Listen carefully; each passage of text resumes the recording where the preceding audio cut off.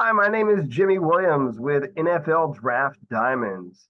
And I have a guy for you to meet today. His name is Malik Feaster. He's a defensive back out of Memphis. Nice to meet you, sir. Nice to meet you too. Thank you for having me. So yeah, Malik, man, you've been a bit of a journeyman. Let's be real. You've seen a lot of struggles. You've also matched up against some good quality talent like all over the country. So, um, with all that being said, man, let's start from the beginning and let's walk through some of your journey and share your story with the people. So, tell us where you're from, and we'll go from there. I'm from Toccoa, Georgia, Stevens County. Went to Stevens County High School. Cool. So, how long you been playing football?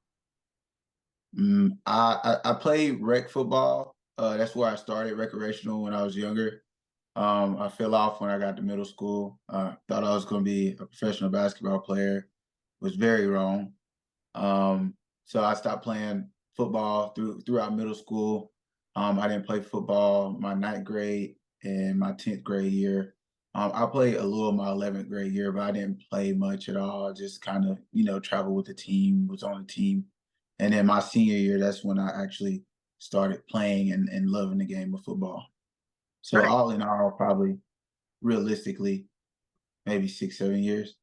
All right. Well, I mean, hey, when you're a kid, sometimes you want to dabble in other sports. Fine, man. Like, hey, no one's got as no one. There's no set date like that, or time span as to maybe when a guy needs to start. Hey, sometimes the parents like they don't want their kids to, get injured when they're 6 years old, dude. It's not a bad deal. So, but yeah, like you said, I mean, really like some basketball there from the beginning, and I know in high school, you did some track and field as well, which is pretty sweet. So, um, actually, found some stuff that you really didn't do that bad of a job in track. So, um, when you look back at your time at counting, talk about some of the best memories that you have as an athlete there. Some of the best memories would stem more from, I would say, basketball. We got to the second round, I believe, in the high school playoffs. Gym was packed. It was amazing experience, and you don't get to ride the charter buses all the time when you get ready to travel. But we played that second game. We ended up losing in the second round, which was very unfortunate. I hate that it ended that way. So that was a highlight, actually, being able to play in the high school playoffs, make it that far. Um, and my other one would be with football. My senior year, we had a good year. Um, we played the first playoff game and we lost. We just couldn't pull it away at Heritage. But man, I play receiver, play DB. Um, Also returned some kicks. Man, I feel like I had to get a game of my life that game, but we was just a little too short. And high school, high school track and field. I sprinted a little bit. Um, I wasn't really too keen in sprinting all the time. My main events was like I love to long jump, triple jump, high jump. But the best thing I was, best at was definitely triple jump. I got the opportunity to go to state and match up with, a bunch of athletic guys that were, very good at triple jumping. So I mean, my highlight of everything in high school was just, man, just the journey of being able to be successful in all the sports that I participated in. Great. So, again, basketball player, track runner, and also uh, very successful football player who played pretty much everywhere, receiver, corner, turn specialist. I mean, that's kind of what you get with a lot of playmakers coming out of high school, quite honestly, is you get a whole bunch of guys like yourself who, sometimes they stick as receivers and sometimes they end up going, corner or safety or Lord only knows what some college team might try with you, man. But the first college institution that gave you that opportunity was Jacksonville State. So talk about your time there, man, because you were there for a good long while. Jacksonville State coming up, I remember I was a freshman coming in, it was very new to, the speed of college football and, what it takes to play college football, the workouts, the summer workouts, just day in and day out, football, football, football. My very first ever time being in a real fall camp, man, it was a journey. But man, JSU's my first home, first love, first that coaching staff, Coach Gross, Coach Kilgore, those guys gave me an opportunity, to be a small town, kid to, go play at the Division I level of college football. Jacksonville State helped me grow a lot as a person, as a man. Um, Football, sometimes it was, good, sometimes it was bad, but man, the friendships that I made, the brotherhood and just the journey of, becoming a better player each year. And Jacksonville State was a blessing. It was a door that opened doors. Yeah, I mean, it obviously, started you out. Also a lot happening during that time too. I mean, you were there for a few seasons while, of course, we had our first run at like a pandemic, Yeah. which threw a wrench into everybody's world. And so, of course, giving you maybe an opportunity to get more and more exposure.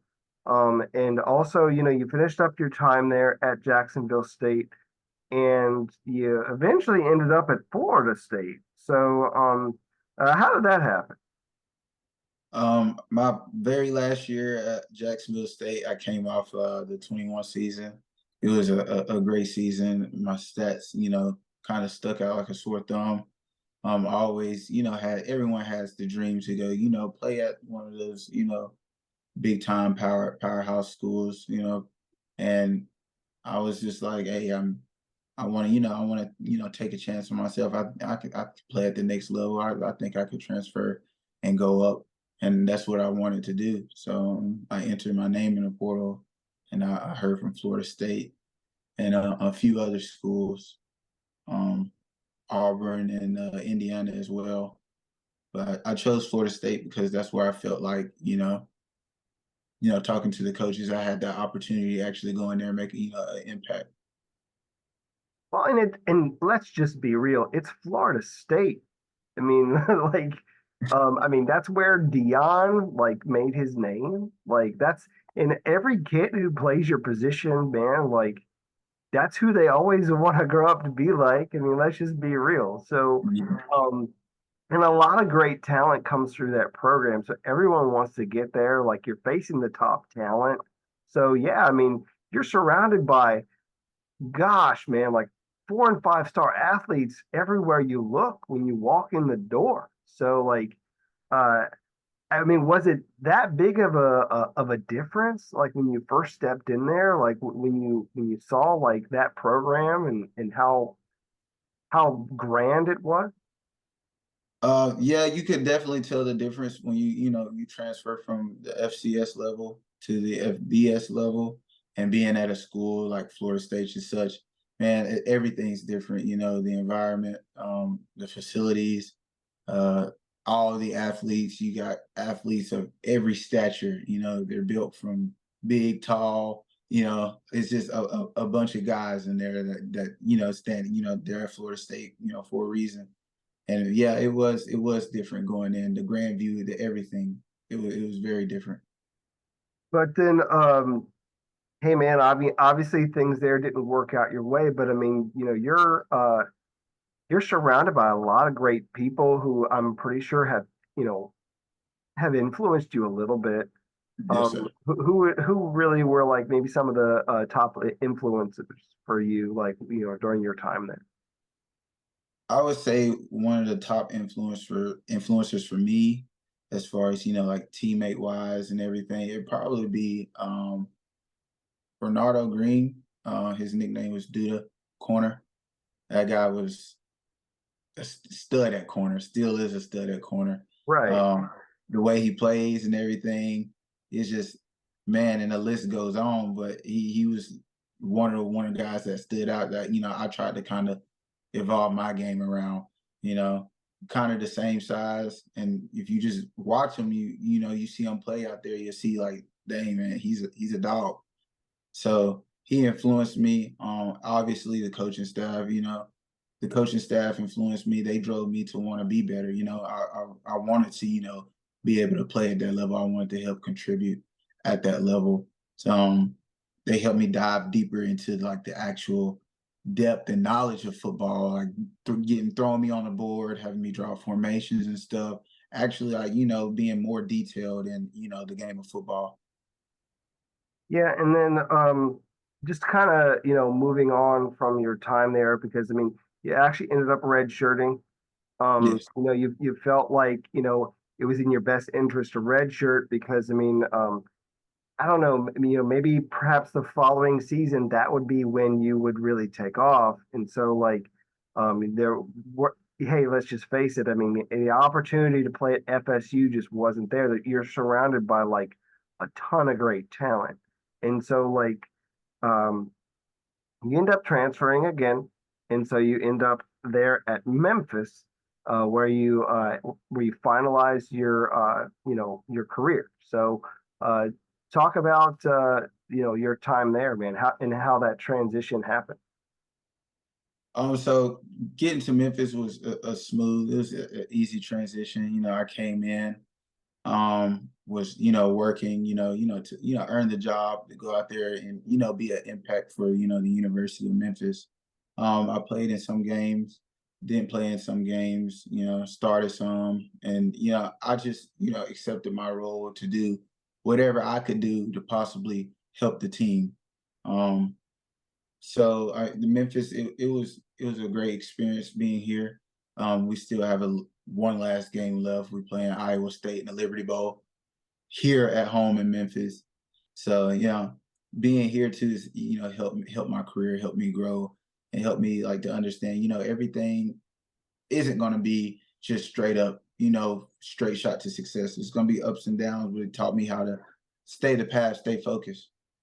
Well, I mean, at least a good way to finish off is, their, kind of like hometown, right? So Yes. you're kind of the hometown favorite. Hopefully, I mean, at least maybe you get the crowd into it. Hopefully get a little bit out of that last game of yours. But I mean, yeah, hopefully finishing strong, and then you know, getting to the point where you're going to be a prospect. I mean, you're going to be done with your college ball. So let's look at you as a prospect, man. I mean, one of the things about you is you have been in a lot of different defensive schemes. A lot of you've been asked to do some different things, maybe at these different schools. So, how would you rate your experience level as a corner, and maybe where you've been utilized throughout your time? I say my experience will probably most, predominantly be a man coverage corner. I love to play zone. Don't get me wrong. The two traps sitting out there in two. Hey, I love that to, bait up and throw out there to the flat. That's the way it is. No, I get So, you. but I would say, in any defense, I always had the ability to play man. Um, Me versus the other guy, win your one on one. So Gotcha. So you know, when you look at those different defenses, was there any difference, like, from you going from one to another, like, schematically? I mean, did they move you to different spots? Like, did you play any safety, any nickel, like, of that sort, or what? Were you always like in outside man, or what? yes, sir. I actually, when I got to Florida State, I had the opportunity to play a little bit of nickel, and I also had some safety reps as well. Um, being being able to get some experience in those positions really opened my eyes to, dang, like I could do more, like I could be maybe the dime in dime coverage. We can throw out another extra corner. I can go play in a slot. So it's honestly helped my game, boosted my game because now I feel comfortable wherever. It ain't just the outside. I can go line up in the slot. I could go line up 12 yards back if I need to, at the safety position. Yeah, and I mean, Malik, let's just face it. I mean, uh, one of the things that will help you also get your foot in the door, in a professional team is actually making a spot on special teams. And so, dude, I gotta ask you, man, like, what's your attitude and approach towards special teams? My attitude and approach towards special teams is predominantly just as important, if not more important, than actually taking defensive snaps. Special teams can be your outlet to get into to the pros. As we both know, and it's God honest truth, everybody don't go professional. You don't make it to the NFL, and every person that goes is just going to be taking 382 snaps a year on defense. It might be 382 snaps on special teams and maybe 15 snaps on defense. So special teams is a huge role, and it's just as important as regular play offense and defense. You need guys that's gonna make plays on special teams. So special teams has always been important. I always found myself to be on multiple units at every school that I've been to. Cool. So, dude, let's just talk once again about like your time at some of these schools, man. Because I mean, you've really faced a lot of great talent, and so let's talk through it a little bit, man. Like when you look at the guys that you faced while at Jacksonville State, Florida State, and Memphis, meaning like your opposition, like the wide receivers that you faced, like kind of one on one. Who stands out the most?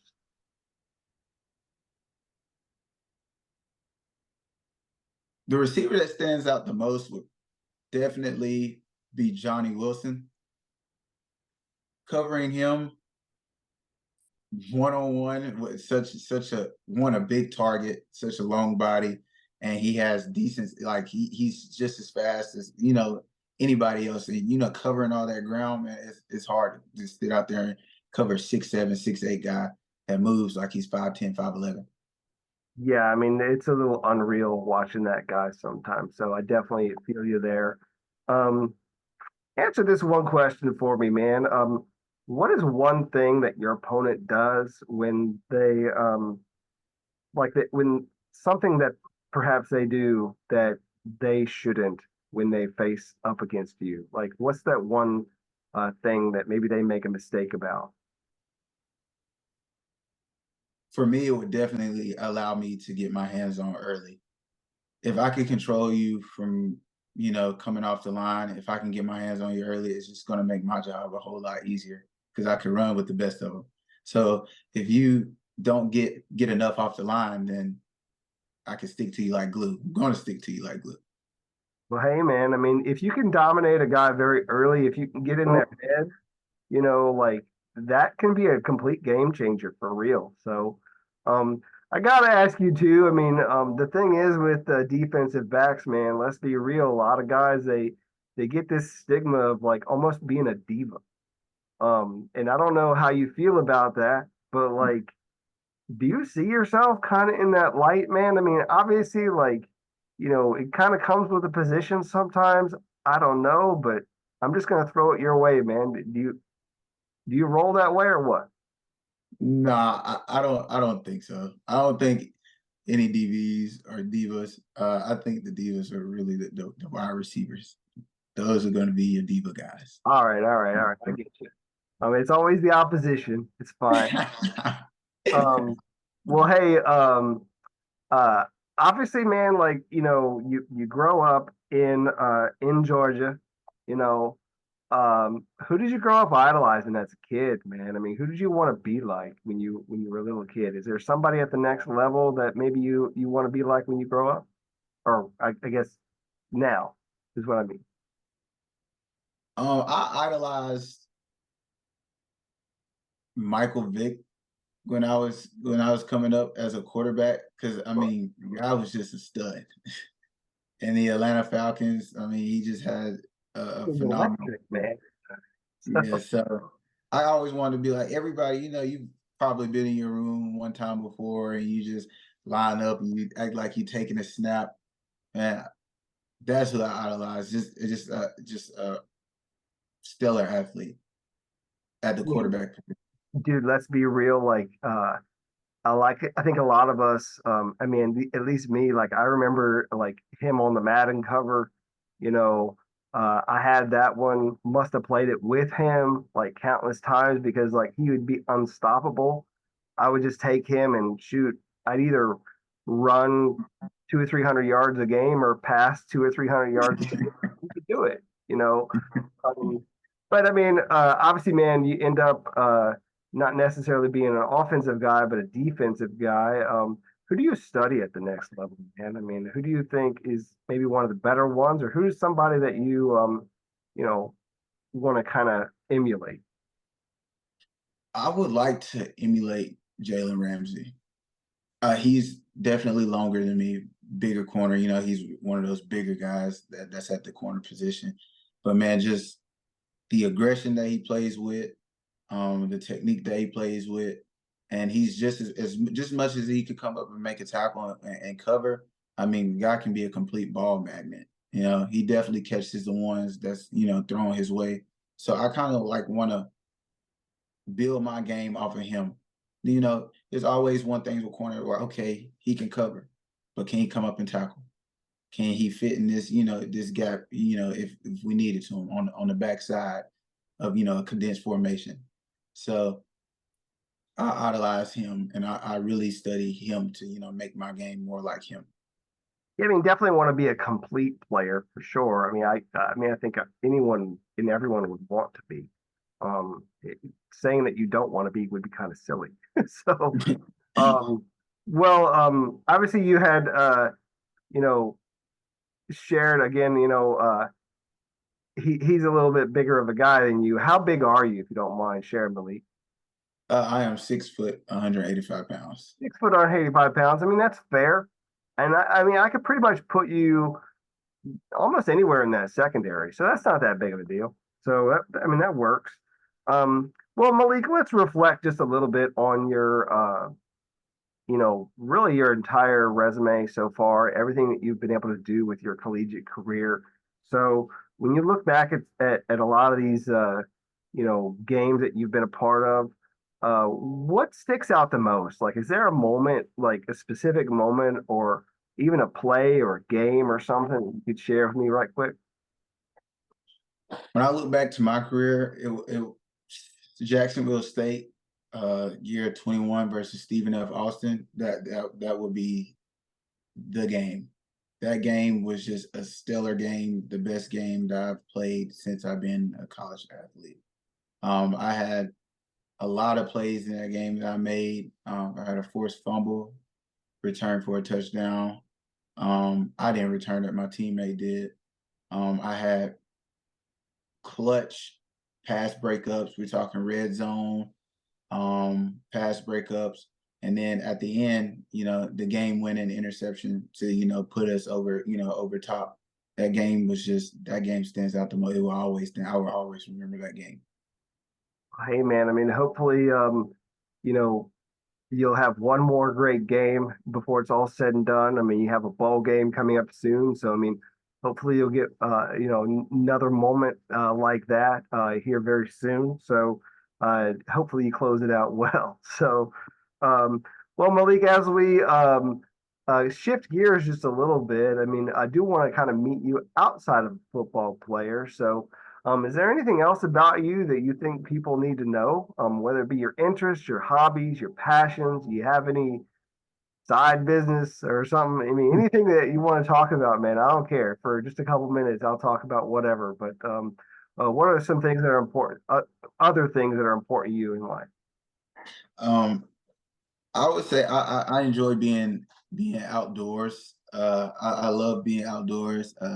Me and my friends, when I have time to go home, we get on the pontoon boat and we get out on the lake and ride jet skis, and just that's one of my favorite things I like to do. Obviously, when it's warm enough outside. And it's been a few times where it hasn't really been warm enough, and we still out there on the boat and riding the jet skis. Um, that's something I really enjoy doing, and I also love gaming. I'm sitting at my gaming desk with my gaming chair. I love to game. I love to be competitive on a game. My favorite game to play right now is Warzone, Call of Duty. So I'm an extreme gamer. So if anybody watches this and wants to run a few games, run a few matches, I'm always down when I have the free time. Okay, cool. Well, hey, that's nice to know. So I'm not that big of a gamer, but hey, uh, he accepts all challenges, guys. So, um, anyways, a couple other things, man, just kind of for fun. I mean, again, maybe just some quick favorite questions, like that. So, favorite breakfast cereal, Reese's Puffs.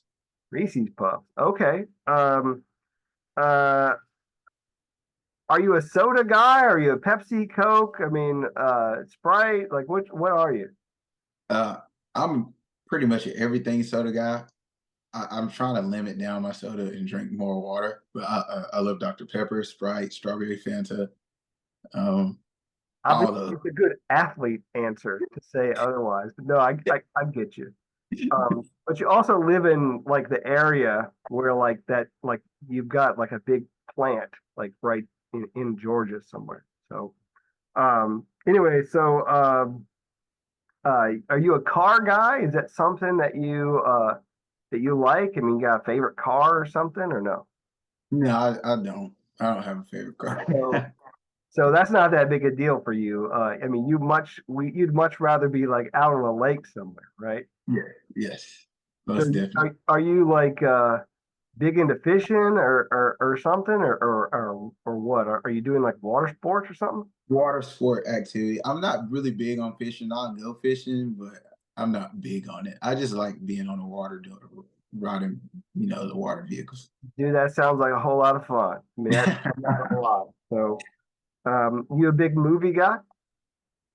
Yes, I love Marvel movies. I'm a huge Marvel fan. All right, Huge. cool. You got a favorite superhero? Yeah, it used to be the Hulk until Thanos. He Oh, kind of yeah, he made the Hulk look very weak in Avengers Endgame.